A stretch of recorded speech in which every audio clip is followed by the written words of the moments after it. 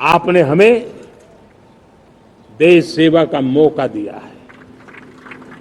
मेरे 140 करोड़ देशवासी, आपने जो आशीर्वाद दिए हैं, उस आशीर्वाद में मेरे लिए एक ही संदेश है, जन जन की सेवा, हर परिवार की सेवा, हर क्षेत्र की सेवा और सेवा भाव से समाज की शक्ति को साथ लेकर के विकास की नई ऊंचाइयों पर पहुंचना, 2047 विकसित भारत के सपने को लेकर के चलना, उसी एक संदेश को लेकर मैं आज लाल किले की प्राचीर से हमें आशीर्वाद देने के लिए मैं कोटि कोटि देशवासियों का सर झुका करके आभार व्यक्त करता हूं।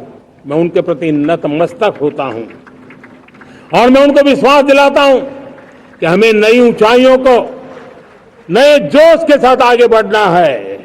हमें सिर्फ जो हो गया है वो संतोष मान करके बैठने वाले हम लोग नहीं है, वो हमारे संस्कार में नहीं है। हम कुछ और करने के लिए, कुछ और आगे बढ़ने के लिए और कुछ और नई ऊंचाइयों को पार करने के लिए हम आगे बढ़ना चाहते हैं। विकास को, समृद्धि को, सपनों को साकार करने को, संकल्प को लिए जीवन खपाने को हम अपना स्वभाव बनाना चाहते हैं, देशवासियों का स्वभाव बनाना चाहते हैं। मेरे प्यारे देशवासियों, आज नई शिक्षा नीति बहुत एक मात्रा में कई राज्यों ने उसको अच्छा इनिशिएटिव लिए है और उसके कारण आज एक 21वीं सदी के अनुरूप हमारी शिक्षा व्यवस्था को जो हम बल देना चाहते हैं और विकसित भारत के सपने के लिए जिस प्रकार से मानव समूह तैयार करना चाहते हैं, नई शिक्षा नीति बहुत बड़ी भूमिका अदा। मैं नहीं चाहता हूं कि मेरे देश के नौजवानों को अब विदेशों में पढ़ने के लिए मजबूर होना पड़े। मध्यम वर्गीय परिवार के लाखों करोड़ों रुपया बच्चों को विदेश पढ़ने के लिए भेजने में खर्च हो जाए। हम यहां ऐसी शिक्षा व्यवस्था का विकसित करना चाहते हैं कि मेरे देश के नौजवानों को विदेश जाना न पड़े, मेरे मध्यम वर्गीय परिवारों को लाखों करोड़ रुपया खर्च करना न पड़े। इतना ही नहीं, ऐसे संस्थान निर्माण हो ताकि विदेशों से लोग भारत के अंदर उनका मुंह मोड़े। अभी अभी हमने बिहार का हमारा गौरवप्रद इतिहास रहा है, नालंदा यूनिवर्सिटी का पुनर्निर्माण किया है।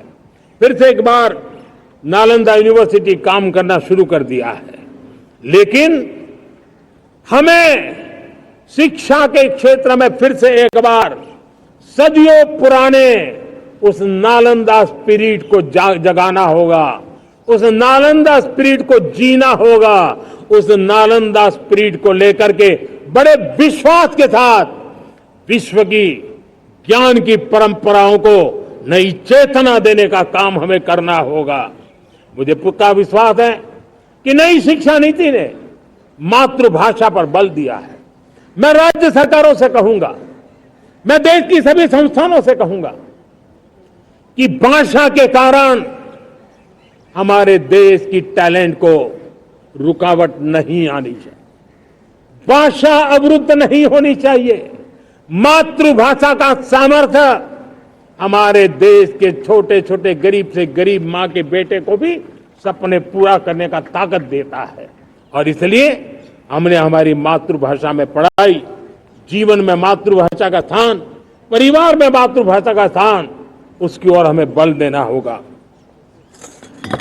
मेरे प्यारे देशवासियों, जिस प्रकार से आज विश्व का बदलाव नजर आ रहा है और तब जाकर के स्किल का महत्व बहुत बढ़ गया है और हम स्किल को और नई एक ताकत देना चाहते हैं। हम इंडस्ट्री 4.0 को ध्यान में रख करके हम स्किल डेवलपमेंट चाहते हैं। हम जीवन के हर क्षेत्र में, हम एग्रीकल्चर सेक्टर में भी कैपेसिटी बिल्डिंग करके देने के लिए स्किल डेवलपमेंट चाहते हैं। हम तो हमारा सफाई का क्षेत्र हो, उसमें भी एक नए स्किल डेवलपमेंट की ओर बल देना चाहते हैं। और हम स्किल इंडिया प्रोग्राम को बहुत व्यापक रूप से इस बार लेकर के आए हैं। बजट में भी इसका बहुत बड़ा, इस बजट में इंटर्नशिप को भी हमने बल दिया है ताकि हमारे नौजवानों को एक एक्सपीरियंस मिले, उनकी कैपेसिटी बिल्डिंग हो और बाजार में उनका ताकत दिखाई दे। उस प्रकार से मैं स्किल युवाओं को तैयार करना चाहता हूं। और जैसे कई बार, और दोस्तों, आज विश्व की परिस्थिति को देखते हुए मैं साफ साफ देख रहा हूं कि भारत का स्किल्ड मैन पावर जो है, हमारा स्किलफुल जो नौजवान है, वो ग्लोबल जॉब मार्केट में अपनी दमक बनाए। हम उस सपने को लेकर के आगे चल रहे हैं। साथियों, विश्व जिस तेजी से बदल रहा है, जीवन के हर क्षेत्र में साइंस और टेक्नोलॉजी का महत्व बढ़ता चला जाने वाला है। हमें साइंस को बहुत बढ़ देने की आवश्यकता है। और मैंने देखा चंद्रयान की सफलता के बाद हमारे स्कूल कॉलेज के अंदर साइंस और टेक्नोलॉजी के प्रति एक नई रुचि का वातावरण बना है, नई दिलचस्पी बढ़ी है। तब हमारे शिक्षा संस्थानों ने ये जो मनोभाव बना है उसको नर्चर करने के लिए आगे आना होगा। भारत सरकार ने भी रिसर्च के लिए सपोर्ट बढ़ा दिया है। हमने ज्यादा से ज्यादा चेस स्थापित किए हैं। हमने नेशनल रिसर्च फाउंडेशन बना करके हमने उसको एक कानूनी परिवेश में ला करके स्थायी रूप से एक व्यवस्था विकसित की है ताकि रिसर्च को लेकर के निरंतर बल मिले और ये रिसर्च फाउंडेशन उस काम को करे। मेरे बड़े गर्व की बात है कि बजट में हमने 1,00,000 करोड़ रुपया रिसर्च और इनोवेशन के लिए हमने देने का निर्णय किया है ताकि हमारे देश के नौजवान के पास जो आइडियाज है उस आइडियाज को हम जमीन पर उतार पाए। साथियों, आज भी हमारे देश में मेडिकल एजुकेशन के लिए हमारे बच्चे बाहर जा रहे हैं। वैसा कि हमारे बहुत ज्यादातर मध्यम वर्गीय परिवार के, उनके लाखों करोड़ों रुपए खर्च हो जाते हैं। और तब जाकर के हमने पिछले 10 साल में मेडिकल सीटों को करीब करीब 1 लाख कर दिया। आज मैं करीब 25,000 युवा हर साल विदेश में मेडिकल एजुकेशन के लिए जाते हैं। और ऐसे ऐसे देश में जाना पड़ रहा है, कभी कभी जब मैं सुनता हूं तो हैरान हो जाता हूं। और इसलिए हमने तय किया है कि अगले 5 साल में मेडिकल लाइन में 75,000 नई सीटें बनाई जाएगी। मेरे प्यारे देशवासियों, विकसित भारत 2047 वो स्वस्थ भारत भी होना चाहिए। और जब स्वस्थ भारत हो तो आज जो बच्चे हैं उनके पोषण पर आज से ही ध्यान देने की जरूरत है। और इसलिए हमने विकसित भारत की जो पहली पीढ़ी है उनकी तरफ विशेष ध्यान दे करके हमने पोषण का एक अभियान चला है। हमने राष्ट्रीय पोषण मिशन शुरू किया है। पोषण को हमने प्राथमिकता दी है। मेरे प्यारे देशवासियों, हमारी कृषि व्यवस्था को ट्रांसफॉर्म करना बहुत जरूरी है, समय की मांग है। हम सदियों से जिस परंपरा में दबे हुए हैं, जकड़े हुए हैं, उससे मुक्ति पानी होगी।